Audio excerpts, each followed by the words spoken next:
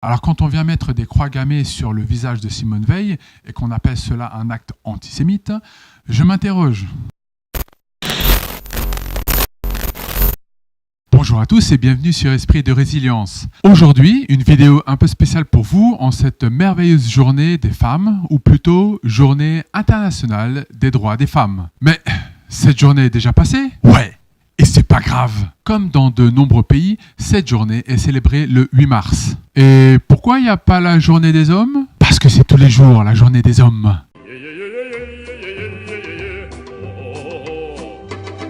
Cette journée met en avant la lutte pour les droits des femmes et la réduction des inégalités par rapport aux hommes. Au fait, c'est quoi le droit des femmes ? Eh bien, ce sont des droits théoriques ou réels réclamés pour les femmes et les filles dans de nombreuses sociétés. Cela représente la base du mouvement pour les droits des femmes au XIXe siècle et le mouvement féministe du XXe siècle. Suivant les pays, ces droits réels ou théoriques sont institutionnalisés par la loi, la coutume ou le comportement. Le mouvement pour ces droits déclare qu'il existerait des inégalités historiques inhérentes s'opposant à l'exercice des droits du beau sexe en faveur du sexe fort. Sexiste ! Mais pas du tout, c'est juste une expression qui rappelle cette réalité biologique. Les hommes sont plus forts que les femmes. La testostérone, c'est un peu comme le HP des individus ou les points de force. Plus t'en as, et plus ton potentiel de puissance sera fort. Or, les niveaux fluctuent selon les âges, la santé et le sexe. Et oui, car aussi bien les hommes que les femmes produisent de la testostérone. Chez les hommes, ce sont les testicules qui en produisent et chez les femmes, ce sont les ovaires. La testostérone est nécessaire chez les hommes pour le développement pendant la puberté, la création du sperme, le renforcement des muscles et des os et de l'appétit sexuel. Chez les femmes, elle est essentielle afin de maintenir les niveaux des autres hormones, de générer la libido et d'assurer la fertilité. Ok, et quel est le lien entre ça et le fait que l'homme soit appelé le sexe fort ? Eh bien, un garçon produit jusqu'à 16 fois plus de testostérone qu'une fille. À l'âge adulte, les hommes produiront entre 14 et 30 fois plus de testostérone que les femmes. Tout ça pour dire que c'est pas demain la veille qu'on verra des disciplines mixtes aux Jeux Olympiques. Droits des femmes, droits des femmes, droits des femmes. L'objectif de ce combat est de parvenir à une société plus égalitaire. Pour cela, bon nombre de problématiques y ont été associées sur le plan social et sociétal, avec les effets désastreux que l'on peut voir aujourd'hui. Les filles travailleraient mieux à l'école quand elles sont encadrées par des femmes enseignantes. Cela relève d'une étude qui a été réalisée sur 14 000 collégiens en Corée du Sud. Cette étude a montré que les filles avaient de meilleurs scores en maths que les garçons après avoir changé leur professeur masculin en professeur féminin, et ce, en cours d'année. Elles enregistrent une hausse de 8,5% de l'écart type par rapport à celui des garçons. Cela serait dû à l'atmosphère créée en classe par un professeur ayant le même sexe que ses élèves. Mais la présence de ce professeur féminin n'a pas l'air d'améliorer les choses pour les garçons.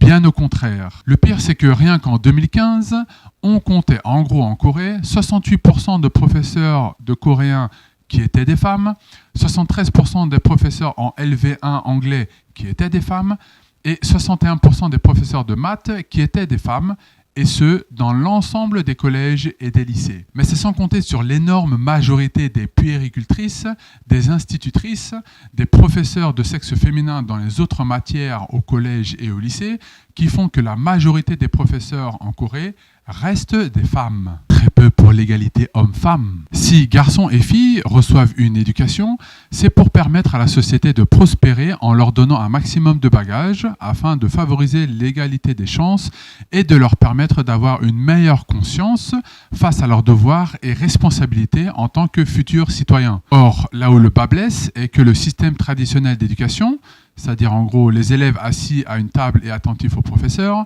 est un système qui favorise les filles plutôt que les garçons. Il s'avère que les filles sont beaucoup plus orientées autodiscipline que les garçons, et c'est exactement ce qu'attend le système scolaire dans les pays développés.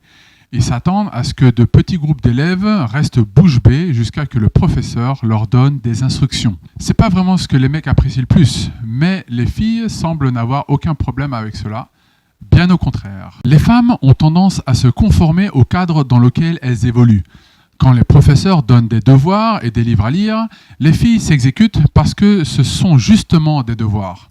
Les mecs, nous, on préférerait plutôt partir à l'aventure comme Indiana Jones, gagner des batailles, trouver un trésor ou encore arrêter des gangsters. Oh mais non, oulala, vous allez vous salir, il faut rester à la maison, hein? Voilà, c'est bien. Maintenant, tu restes assis et tu fermes ta gueule.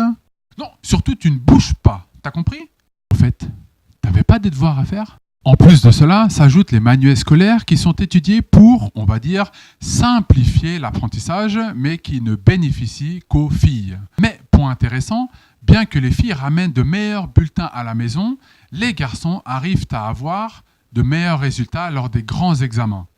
En Corée du Sud, la politique du ministère de l'Éducation a été de changer un peu la manière pour les lycéens d'entrer en université. Il existe ici un examen qui définit les acquis avant l'entrée en université.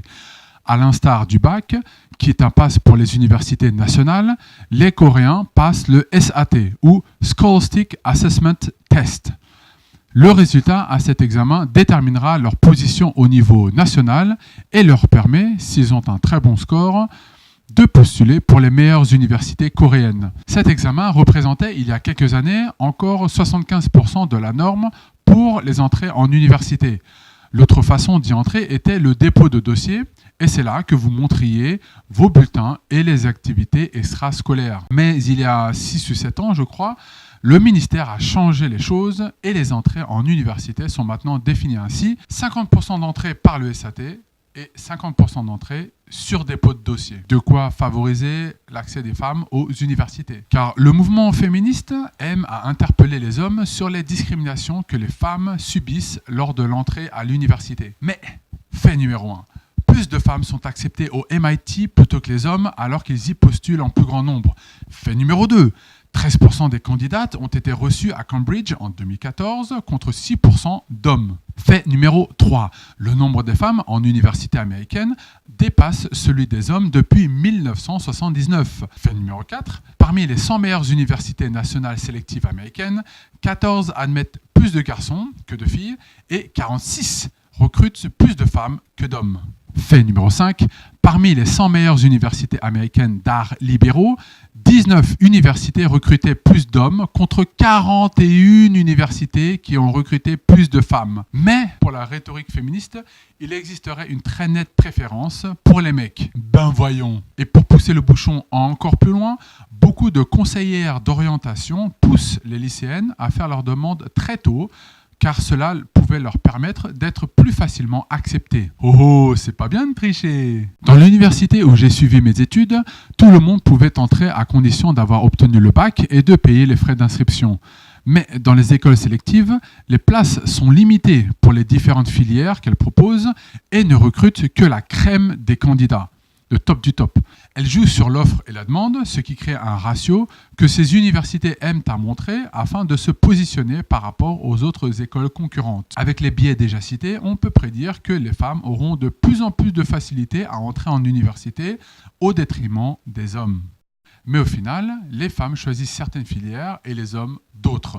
Si les hommes choisissent plutôt l'ingénierie et les femmes l'action sociale et l'éducation, n'est-ce pas réaliser que les hommes et les femmes ont en général des intérêts différents et donc il serait absurde que de vouloir forcer ceux d'un groupe sexuel à s'orienter vers les filières choisies par ceux de l'autre groupe afin de faire plaisir à un petit groupe d'individus et de prouver que le féminisme peut égaliser les rapports hommes-femmes. La Suède, le pays le plus en avant dans la cause féministe, a bien tenté l'expérience et s'est bien heureusement cassé les dents.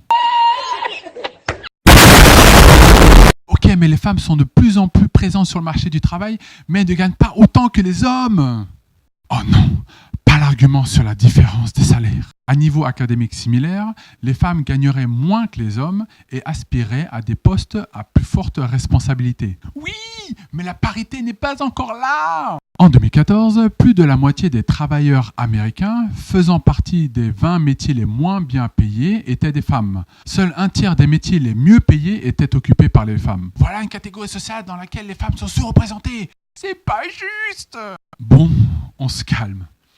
Si les féministes veulent une parité parfaite dans le monde du travail, pourquoi ne pas instituer la parité parfaite dans tous les corps de métier ? Je me verrais bien en PDG avec des secrétaires masculins qui feraient tout ce que je leur demanderais. Non, Je veux te parler de parité parfaite, c'est-à-dire qu'on aurait la moitié des femmes enrôlées dans l'armée qui iraient sur le front avec les hommes, c'est-à-dire que 50% des éboueurs seraient des femmes, c'est-à-dire que 50% des mécaniciens, des bûcherons, des agents de sécurité, des pêcheurs, des élagueurs, des couvreurs, des mineurs, des gendarmes, etc. seraient des femmes.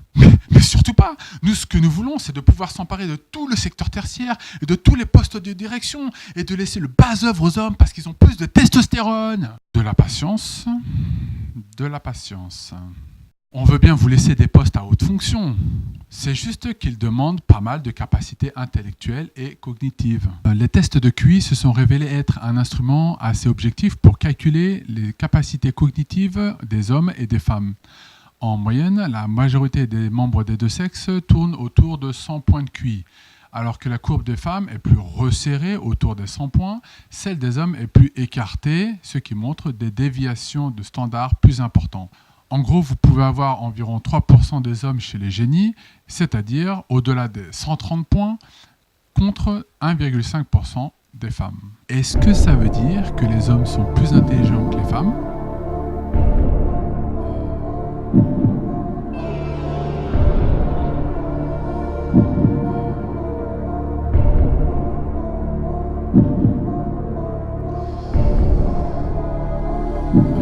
Oui.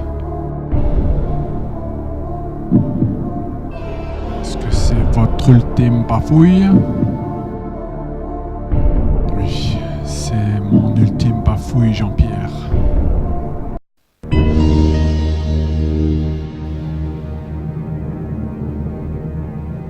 Est-ce que les hommes sont plus intelligents que les femmes ? Et c'est une bonne réponse !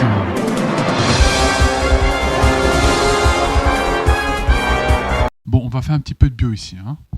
Les hommes et les femmes ont des gènes différents et des niveaux d'hormones différents. Hashtag testostérone. Les femmes excellent en pose complexe, en aisance verbale et en dextérité. Les hommes, eux, ont tendance à être meilleurs en perception spatiale, en intelligence fluide et dans la résolution de problèmes mathématiques. Ce sont des moyennes. Les hommes prennent plus de risques, sont plus compétitifs et ont tout simplement des intérêts différents de ceux des femmes. Nous sommes plus intéressés par des objets, vous êtes plus intéressés par les personnes. Ce n'est pas seulement une construction sociale, parce qu'on retrouve les mêmes comportements chez certains primates. Cette répartition sur le plan biologique apparaît dans la courbe du QI. Ces traits biologiques exercent une grande influence dans les choix académiques et sur les plans de carrière. La plupart des hommes et des femmes restent aux alentours de 100 points, ça on l'a déjà vu, mais il y a quand même plus de génie masculin que de génie féminin. Les féministes accusent le patriarcat de ce manque de représentation dans ce segment du spectre, que cela représente une injustice et que cela doit changer. En leur faveur, bien sûr. Mais qu'en est-il de la surreprésentation masculine à l'autre bout du spectre ? Quoi faire de tous ces hommes dyslexiques, autistes, qui ont des déficiences intellectuelles ou des troubles du déficit de l'attention ? Est-il possible que d'un côté de la courbe, on ait une interprétation biologique pour expliquer que plus d'hommes ont des problèmes mentaux que les femmes, et de l'autre, on ait une interprétation socio-culturelle pour cracher à la gueule des grands hommes ? Il y a peut-être une part de socio-culturel dans cette représentation, mais ce n'est qu'une partie de l'explication, et pas toute l'explication. Et en fait, je me demande, c'est quoi mon niveau de QI ? En 2014, les Américains disaient gagner 74 centimes pour chaque dollar que gagnaient les hommes. Bouh, sexisme ! À performance égale, à expérience égale et à quantité égale de diplômes, hommes et femmes devraient gagner le même salaire. Ce qui devrait faire la différence seront les heures supplémentaires et les résultats. J'espère qu'au moins sur ce point-là, on sera tous d'accord. On doit regarder les choses avec plus de sérieux.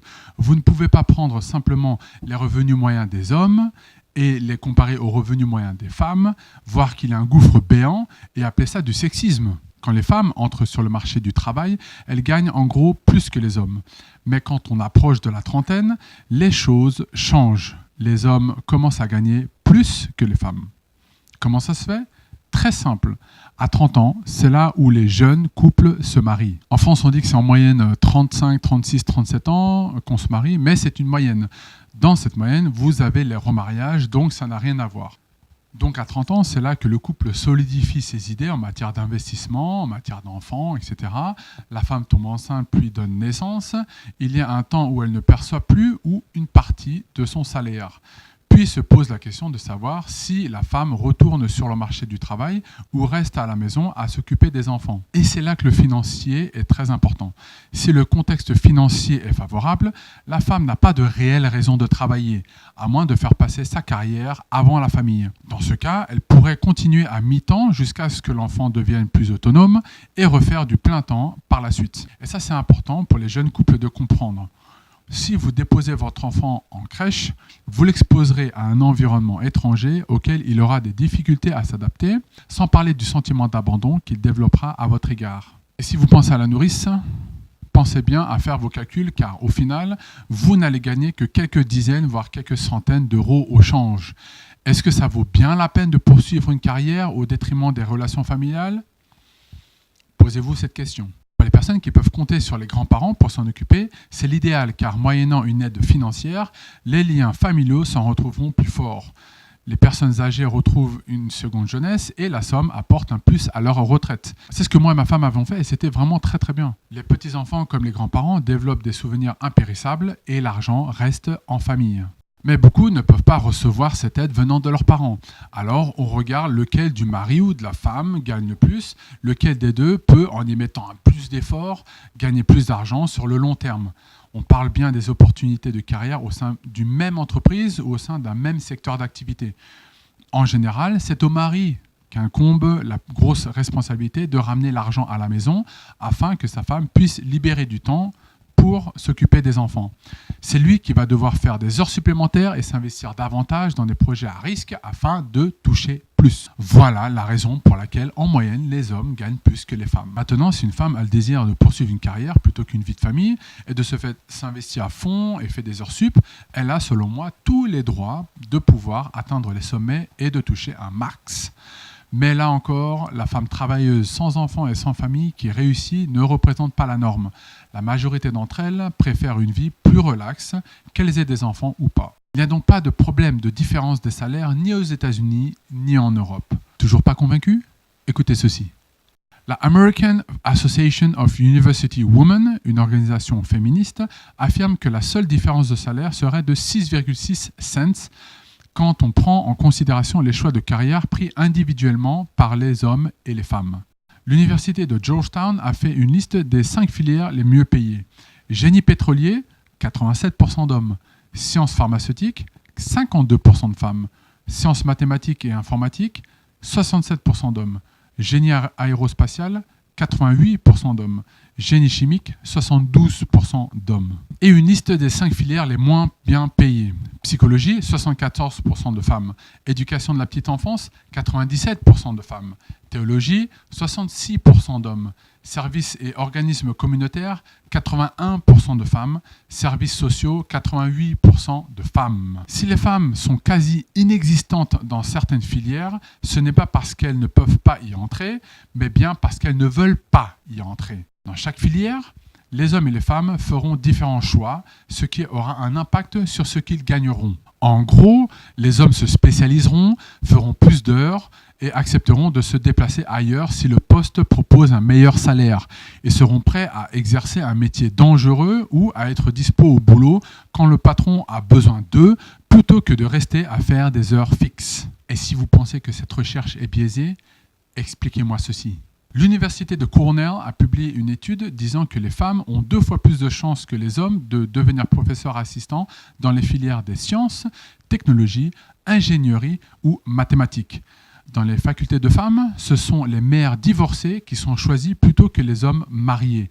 Dans les facultés d'hommes, on préfère les femmes qui prennent des congés à celles qui n'en prennent pas. Mais l'étude a montré que si certaines filières manquaient de professeurs féminins, ce n'était pas en raison de politiques sexistes, mais plutôt en raison d'une demande trop insuffisante de la part des femmes. Et au diable l'idée que la parité pourrait servir à améliorer la productivité dans les entreprises et pousser l'innovation. Écoutez bien ceci. Si les femmes pouvaient produire plus, mieux innover, et en même temps être moins bien payées que les hommes, elles occuperaient tous les postes dans toutes les entreprises. Elles seraient une main-d'œuvre très productrice et bon marché. C'est le rêve de tous les patrons. Mais le travail, c'est la libération de la femme. Tu comprends pas ça? Une femme qui travaille est épanouie et indépendante. Elle peut dépenser aussi son argent comme elle l'entend. Non? Premièrement, l'idée que les femmes doivent travailler afin d'apporter suffisamment d'argent à la maison est une résultante de politiques menées en France favorisant l'accès des femmes sur le marché du travail dans le but de prélever les impôts sur leurs revenus et de précariser les salaires. Rappelez-vous aussi que dans les années 60, une famille d'ouvriers pouvait vivre sur le salaire du mari, habiter en périphérie de Paris et aller en vacances pendant l'été. Maintenant, ce n'est plus possible. Quand un homme et une femme se marient, ils recherchent à réussir tous les deux, afin de fonder une famille et d'assurer un maximum pour les vieux jours, tout en construisant un patrimoine qu'ils offriront à la postérité. Si une femme permet à son mari de travailler plus et qu'elle décide de maximiser les gains à la maison, c'est le couple dans son ensemble qui réussira et non seulement le mari. Et c'est comme ça que les couples ont toujours fonctionné. Mais le féminisme n'est pas seulement là pour les questions sociales, il est là aussi pour supporter des questions sociétales. C'est là le vrai apport du féminisme. Quoi ? Comme le droit de ne pas subir de violence? Bien que la majorité des femmes soient victimes de viols ou meurent sous les coups de leur conjoint, les politiques négligent complètement les mêmes crimes perpétrés envers les hommes. Si en France, une femme décède tous les 3 jours sous les coups d'un homme, un homme meurt toutes les 2 semaines sous les coups d'une femme. Je sais qu'il y a une différence énorme, mais les mouvements féministes qui prônent l'égalité entre les sexes ne font rien pour venir en aide aux hommes. Les femmes sont tellement portées en victime qu'il est presque impensable qu'elles puissent être des bourreaux à leur tour. Or, force est de constater qu'il y a des déséquilibrés dans les 2 camps. Mais les femmes usent d'actions plus vicieuses que les hommes. Elles vont vous accuser de tentative de viol ou dire que c'est vous qui les maltraitez. Quand il y a des enfants dans le ménage, elles sont prêtes à vous accuser de pédophilie. Donc sur le point des violences, je reconnais que vous subissez encore un réel préjudice et que les hommes devraient apprendre à mieux vous traiter. Donc, un point pour vous. Mais d'un autre côté, vous devriez réellement songer à apprendre à vous défendre physiquement. Suivez des cours de MMA ou de Jiu-Jitsu. Cela vous permettra de vous défendre sans avoir recours aux interventions policières qui, malheureusement, arrivent toujours trop tard. Et le droit de disposer de son corps comme on l'entend, c'est pas un droit, ça peut-être. En 2018, les 4 plus grandes causes de mortalité en France étaient, en numéro 4, tous les types d'accidents avec 16 530 morts, puis les AVC avec 30 000 morts. En deuxième position, les cancers avec 157 400 morts. Et puis en numéro 1, l'avortement avec 216 685 bébés qui ont été de force retirés de leur cocon maternel et jetés dans des seaux pour être ensuite dépecés et revendus. Dans la même année, il y a eu près de 42 millions d'IVG à travers le monde. Je ne sais pas si vous vous rendez compte de ce que cela représente. La loi Veil est passée en 1975.